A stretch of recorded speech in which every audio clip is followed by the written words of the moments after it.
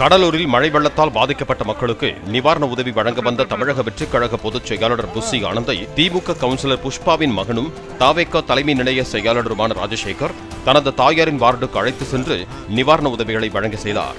பாதிக்கப்பட்ட மக்களுக்கு அரிசி, போர்வை, காய்கறிகள் நிவாரணமாக வழங்கப்பட்டன.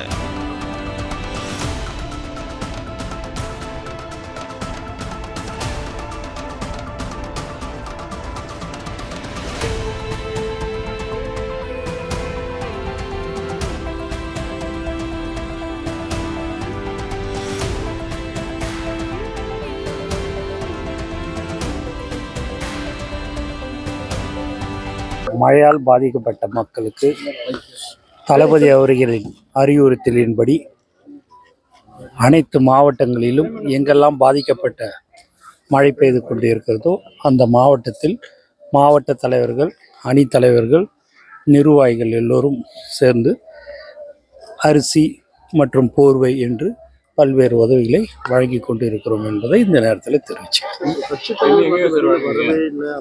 நன்றி.